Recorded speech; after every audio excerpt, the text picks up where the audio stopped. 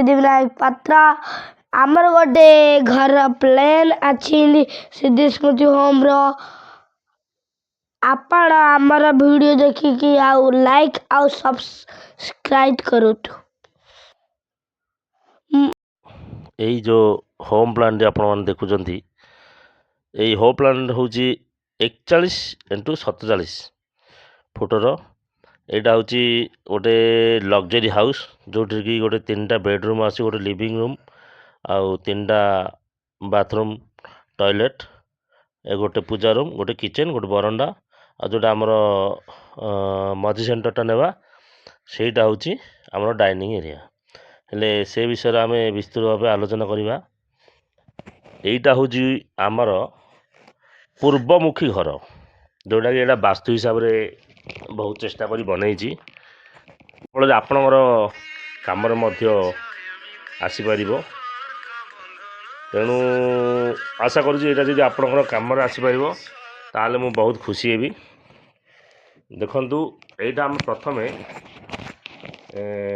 तो समस्त तो निज निज प्लट हिसाब से देखी था प्लानटा माने पसंद करते से हिसाब से आम गोटे यहाँ जोटा कि लग्जरी हाउस से हिसाब से प्लानटा आम रेडी करचु।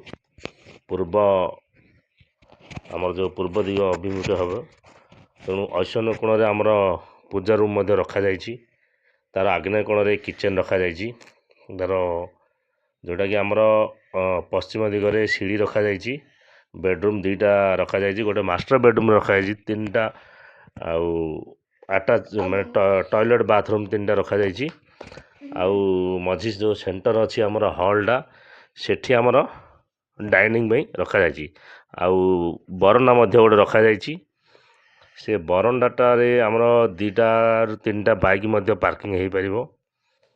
तेणु यहाँ मु पूरा एरियाटा को स्क्वायर माने फीट हिसाब से बनई आपण माने ठीक से देखि नियंतु। जदि एथि किसी जदि भूल थी सेटा आम संशोधन करें किंतु बहुत सबू कोणरू मु एटा को सब दिगरू लक्ष्य करी यही घर प्लान टी बनई। आपन को जदि ए प्लान टी भल लगे ताले ए प्लान टू आमर लाइक करंतु जदि किसी दरकार अच्छी ताले कमेंट में लिखंतु आउ आमंतु सहयोग करंतु मु आपण मान पई आउरी एमती नुआ नुआ प्लान नहीं आसीबी कहीं मत भी थोड़ा टिके समय अभाव होची समय अभाव कारणरू मु मध्य एते सेते प्लान अपलोड करि पारुनी। तेणुकरी एटा जो आम प्रथम देखिए वास्तु तो सब समस्त घर तो समस्त दिग को अलग अलग करी मुह करी कहीं को माने कोठी जगह नहीं थे घर मुह कौटी केतबेले उत्तर हम के पूर्व हम के दक्षिण हम के पश्चिम हो पार समस्त गोटे प्रकार नुह। तेणु से हिसाब से आम एठी गोटे कौन करा जाइए ना टे बड़ स्पेस बेडरूम हो लिविंग रूम हो मास्टर बेड हो कि किचन हो कि बरंडा हो डाइनिंग हो पूजा रूम हो जोटा कि सबू दिग को लक्ष्य करी आम टे फ्री साइज घर माने रूम बनाई। तेणुक यार साइज टी बड़ अच्छी तेणु आमर से हिसाब से घर को जोटा कि लग्जरी हाउस बोली कहते आम घर टी फ्री रही पार कहीं घर जदि रूम आमर टे छोट पट हुए आमको टे रही कंजेस्टेड लगे भल लगे माने बहुत ये लगे पवन लगे गरम लगे एमती बहुत किसी समस्या घर भितर आसी थाए। तेणु आमे से सबको लक्ष्य रखी एटा टिके माने बड़ साइज माने बेसी तो बड़ नुह आठ तो आहरी बड़ बड़ प्लान आम बनई पारिबा किंतु मीडियम साइज एटा कुआ जाई पारे। से हिसाब से आम प्लान टी देखंतु केमिति हेची कोठी बेडरूम अच्छी कोठी स्टेयरकेस अच्छी आउ कोठी मास्टर बेड अच्छी कोटा कोटा ये तो मु डोर आउ विंडो दर्शाई पारनी समय टी अभाव आउ देखो जदि चेष्टा करी अन्य एक वीडियो मुझे डोर विंडो सबू ଦେବା ପାଇଁ ଚେଷ୍ଟା କରିବି, କାହିଁକିନା ଏବେ ବର୍ତ୍ତମାନ ସମୟ ହେଲାନି, ଡ୍ୟୁଟିକୁ ଯିବାକୁ ମଧ୍ୟ ପଡ଼ୁଛି। ଆଉ ଏଠି ଆପଣ କ୍ଲିଅର୍ ଭାବେ ଦେଖନ୍ତୁ ଏଇ ପ୍ଲାନ୍ଟି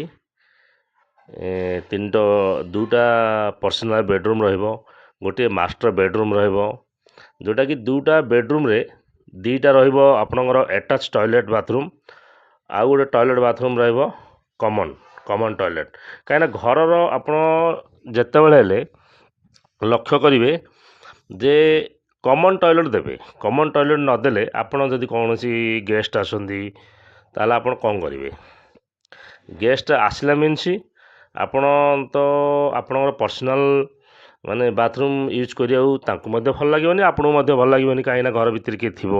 ତେଣୁକରି ଏଠି ଆମେ କମନ୍ ଟଏଲେଟ୍ ଦିଆଯାଇଛି, ସେ କମନ୍ ଟଏଲେଟ୍ ୟୁଜ୍ କରିପାରିବେ। ଆଉ ଯେଉଁ ଏଠି ଲିଭିଂ ରୁମ୍ ଦିଆଯାଇଛି, ଦେଖନ୍ତୁ ଲିଭିଂ ରୁମ୍ର ଆମେ ଦୁଇ ପଟେ ଡୋର୍ ଦେଇପାରିବା, ଗୋଟେ ଦେଇପାରିବା ଘରର ଭିତର ପଟୁ, ଆଉ ଗୋଟେ ଦେଇପାରିବା ବରଣ୍ଡା ପଟୁ। ଆଉ ପୂଜା ରୁମ୍ ମଧ୍ୟ ଦିଆଯାଇଛି, ସେଇ ଲିଭିଂ ରୁମ୍ ହେଇ ପୂଜା ରୁମ୍କୁ ଆସିପାରିବେ, ନାହିଁ ତ ବରଣ୍ଡାରୁ ମଧ୍ୟ ପୂଜା ରୁମ୍କୁ ରାସ୍ତା ଆପଣ ରଖିପାରିବେ। ଆଉ କିଚେନ୍ ଦେଖନ୍ତୁ, କିଚେନ୍ ବି ବହୁତ ବଡ଼ ସାଇଜ୍ର ଦିଆଯାଇଛି, କାହିଁକିନା ସେଇଟାର ଆଗ୍ନେୟ କୋଣରେ ଦିଆଯାଇଛି। ଆଉ ଦେଖନ୍ତୁ ଗୋଟେ ମାଷ୍ଟର ବେଡ଼ରୁମ୍ଟା ଦେଖନ୍ତୁ, ସେ ଗୋଟେ 3 ଫୁଟ ତାକୁ ଆଉଟ୍ କରାଯାଇଛି। ଏପଟେ ଦେଖନ୍ତୁ ଲିଭିଂ ରୁମ୍ଟା ଗୋଟେ 1 ଫୁଟ ଗୋଟେ ଆଉଟ୍ କରାଯାଇଛି, କାହିଁକିନା ଘରର ଯଦି ଆମେ ଚାରିକୋଣ ସମାନ କରିଦେବା, ତାର ଯେଉଁ ପାରାପିଟ୍ ଡିଜାଇନ୍ଟା ଆସୁଛି ନା, ପାରାପିଟ୍ ଡିଜାଇନ୍ଟା ଟିକେ ଭଲ ଦିଶେନି। ତେଣୁକରି ଘରଟାକୁ ସବୁବେଳେ କଟିଂ ରଖିବାକୁ ଚେଷ୍ଟା କରେ। କଟିଂ ରଖିବା ଦ୍ୱାରା ଆମର ଘରର ଡିଜାଇନ୍ଟା ମଧ୍ୟ ଭଲ ଭାବେ ଆସିପାରୁଛି। ତେଣୁ ସବୁ ଦିଗକୁ ଲକ୍ଷ୍ୟ କରି ଏ ପ୍ଲାନ୍ଟି ମୁଁ ବନେଇଛି। ପ୍ଲାନ୍ଟି ବନାଇବା ମଧ୍ୟ ବହୁତ ସମୟ ଲାଗିଛି। ଆଉ ଆମେ ସବୁବେଳେ ଚେଷ୍ଟା କରୁଛନ୍ତି ଯେ ଜୀବନରେ ତ ଘର ବନାଇବା, କିନ୍ତୁ ଆମେ ଘରଟା କ'ଣ କେମିତି ଭଲ ଭାବରେ ବନାଇବା। ଆମେ ତ ପୁଣି ଭାଙ୍ଗିକି ତ ବନେଇ ପାରିବାନି, ତେଣୁକରି ସବୁ ଜିନିଷକୁ ଆଖି ଆଗରେ ରଖି ଆମେ ଗୋଟେ ପ୍ଲାନ୍ ବନାନ୍ତି। ପ୍ଲାନ୍ ବନେଇଲା ପରେ ସେ ଘରଟି କେମିତି ହେବ, କ'ଣ ହେବ, ତା ଉପରେ ଆମେ ବହୁତ ଆଲୋଚନା କରାଯାଏ ଯେ ଏଇଟା ଠିକ୍ ଅଛି କି ଭୁଲ ଅଛି କି, ଯେଉଁ କୌଣସି ଜିନିଷ ବି ଆମେ ସେଇଟା କରିପାରିବା। ଆଉ ସବୁ ଦିଗକୁ ଲକ୍ଷ୍ୟ କଲା ପରେ ଆମେ ଦେଖୁଛନ୍ତି ଯଦି କେଉଁଟା ଆମର ଭୁଲ ଥାଇପାରେ, ସେଇଟା ମଧ୍ୟ ଆମେ କରେକ୍ସନ୍ ବି କରିପାରିବା। ତେଣୁ ଆଜି ମୁଁ ଯେଉଁ ଏଇ ପ୍ଲାନ୍ଟି ଅପଲୋଡ଼ କରିଛି, 41 ଫୁଟକୁ 47 ଫୁଟ, ଯେଉଁଟା ଚଉଡ଼ା ହେବ 41 ଫୁଟ, ଆଉ ତା'ର ଲମ୍ବା ହେବ 47 ଫୁଟ। ଦେଖନ୍ତୁ ଆପଣମାନେ କହିପାରିବେ କାହିଁକି ଦିଆଗଲା। ସେଠି ଆପଣ ସବୁବେଳେ ଦେଖିଥିବେ ପ୍ଲଟ୍ ସାଇଜ୍ର ପାଖାପାଖି ଲମ୍ବାରେ ଆପଣଙ୍କୁ 60 ଫୁଟ ମିଳିଥାଏ, ଆଉ ଚଉଡ଼ାରେ 15 ଫୁଟ ମିଳିଥାଏ। କିନ୍ତୁ ଚଉଡ଼ା ତ ଆମେ କିଣିପାରିବା 1, 2, 3, 4 ପ୍ଲଟ୍ ଏକସାଥେ କିଣିପାରିବା, କିନ୍ତୁ ଆପଣ ଲମ୍ବା 60କୁ 65 ଫୁଟରୁ ଆପଣଙ୍କୁ ଅଧିକ କିଏ ବି ଦିଅନ୍ତିନି। ତେଣୁ ଆମେ ସବୁବେଳେ ଯେଉଁଟାକି ଏଇଟା ଆମେ କୁହାହେଉଛି କ'ଣ ୱାଇଡ଼ ହାଉସ୍ ମାନେ ଚଉଡ଼ା, ମାନେ ଲମ୍ବା ଚଉଡ଼ା ସମାନ ଭଳିକା ଇଏ ଗୋଟେ ପ୍ଲାନ୍, ଯେଉଁଟାକି ଆମେ କିଣୁଥିବା ପ୍ଲଟ୍ ପାଇଁ ଇଏ ଉପଯୁକ୍ତ ହୋଇପାରୁଛି। ଯଦି ଆପଣଙ୍କର ଜାଗା ଲମ୍ବା ବି ଥିବ, ଆପଣଙ୍କୁ ଆହୁରି ଭଲ, କାହିଁକିନା